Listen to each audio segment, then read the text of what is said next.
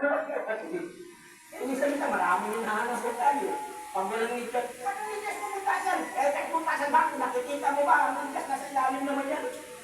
Kaya ako, nagbibig ako ng butas. Pero pagdating ng handa ng sapatos, hindi ko pinapanggal yan. Mahanap ako kung nakita yung butas. Oh.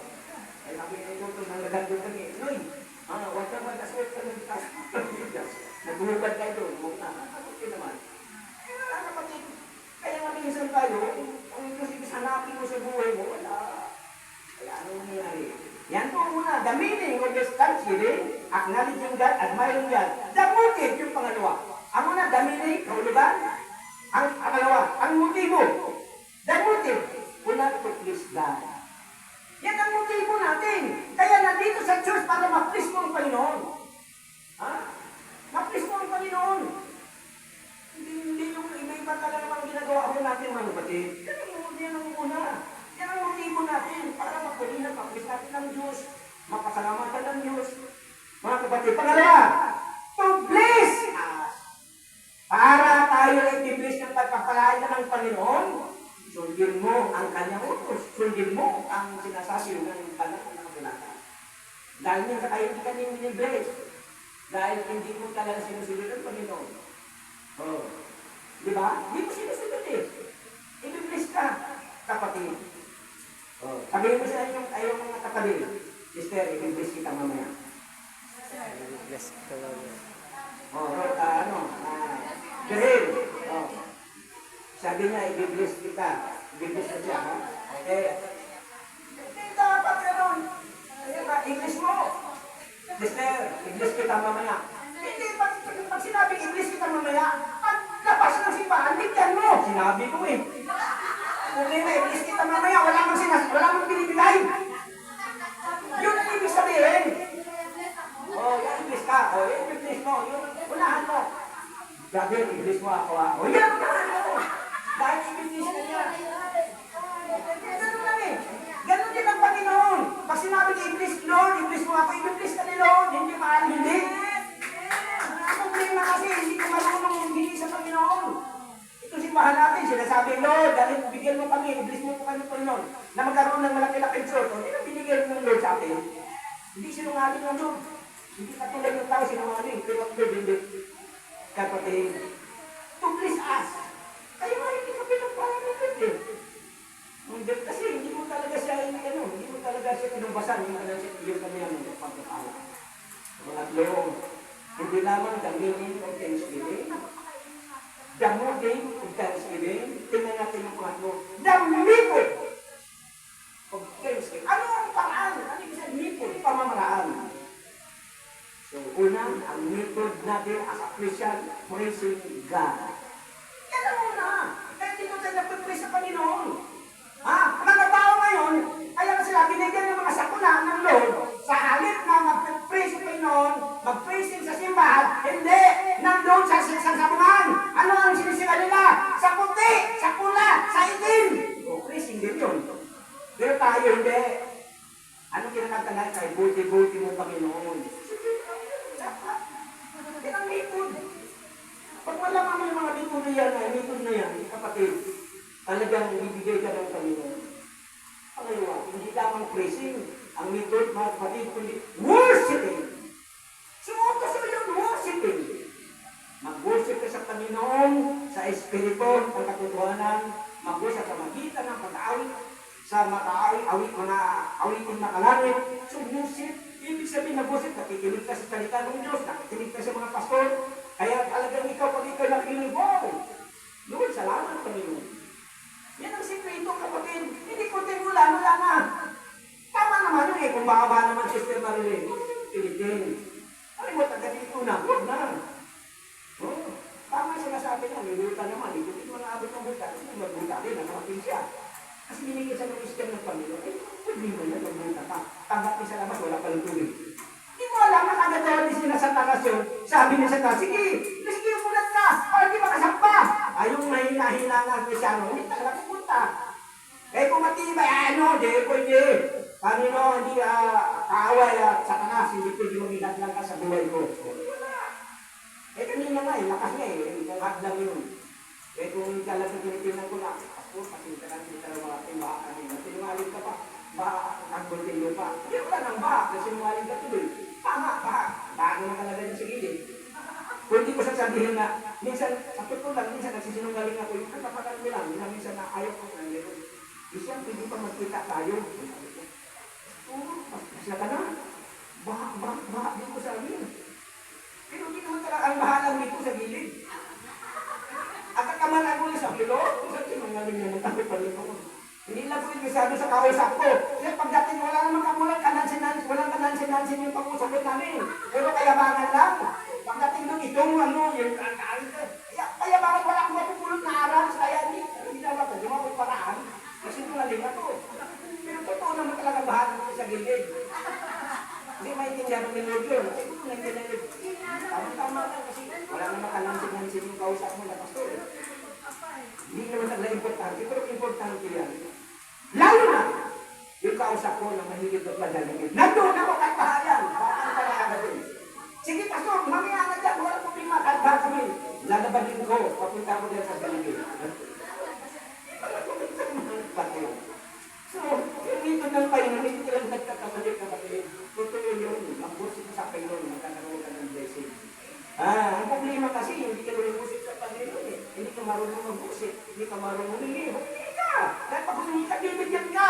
Bibili ka yung sabi nga, mangingi ka, ikay bibigyan, kumato ka, ikay bubuksan. Eh kung hindi ka kumato, hindi ka nahingi. Ano ka bibigyan?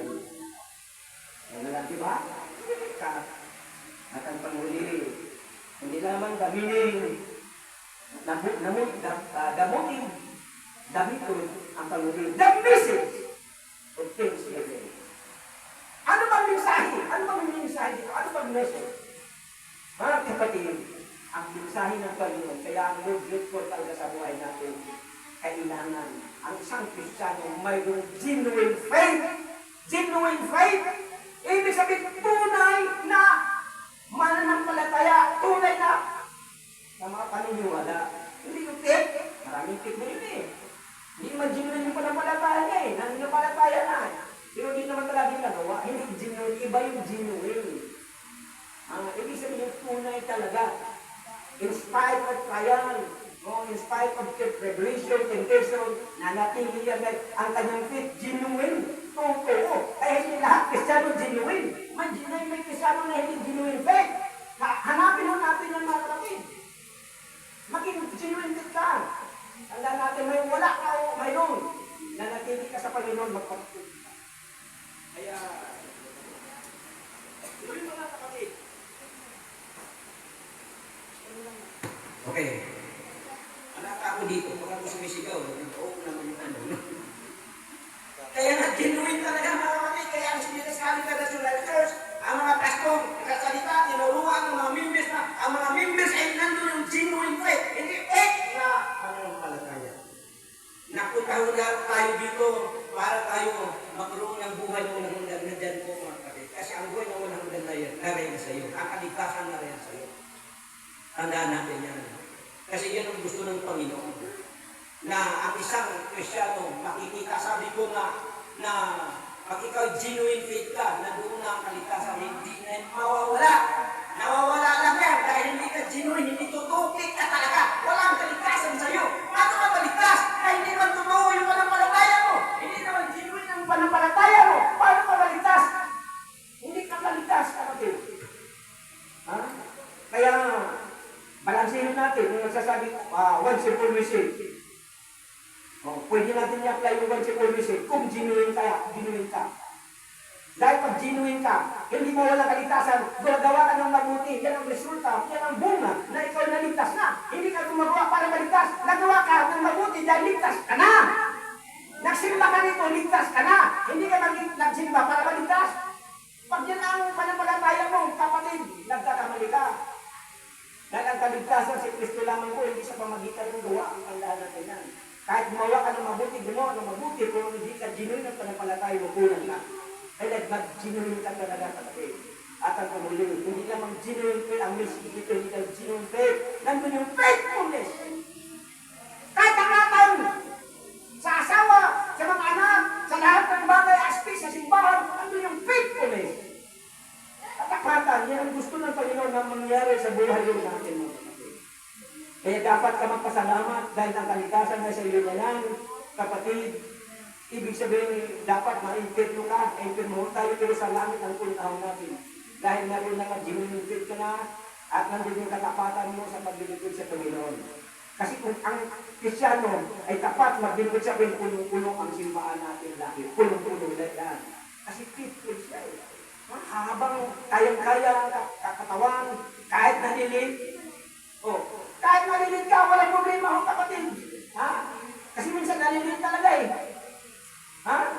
Ang masama doon, yung sinasabi ko, yung oras, mayroon tayong oras natin na tatlo. Yung sinasabi natin, Filipino time. Pag sinabing alas 8, sigurado alas 9 natin yung Filipino time yan eh. Sigurado yan, kaya tayo po, nialas natin. Ang nabisa natin, alaw na media. Minsan, alas 10 natin isa. Kasi Filipino time. Ang American time, pag sinabing alas 8, alas 7 na rin yan. Sama din yun. Alas 7, siyempre, di pa ano. Pero ang pangatlo matindi, yung Indian time, yun ang masama. Hindi talaga dating, hindi malilit. Hindi dating, kaya Indian time. Dito mayroon tayong Pilipino time dyan. Pero walang Indian time. Nakikita ko dito walang Indian time. Pag sinabi, pupunta ako dyan. Nandiyan, di ba, pero wait na lang. Okay lang. Minsan kasi tayo eh, talagang mga kapatid, na minsan hindi natin naiintindihan, kumain natin. Kasi minsan tayo, totoo naman yan, tambak ng labahan. Lalabak ka. Nakalimutan mo ngayon na mag-6, mo pala ngayon. Ibig sabihin, ang simba, alas 2. Di alas 2 nagkalaba ka pa. Di hahabol na ay habol. Simba ko natin. Pagdating mo dito, at least nakano ka pa sa preaching ni Pastor. Di ba? At least narinig mo pa. Wala na sa worship, wala na sa worship, wala na. Pero mas maganda talaga na, sa umpisa nandun ka na. Kasi nakatunggan ka na. Sige ka nga, di ba? Diyan siya. Talagang gusto maglikod sa Panginoon. So yun ang kapatid, faithfulness. Yan ang importante sa buhay natin. Kaya nga, always, ang iba rin, always, lagi, sa Tagalog, lagi, always grateful to the Lord. Laging magpasalamat sa Panginoon. So alam mo natin, na may tatlong bagay na sinasabi ko, the meaning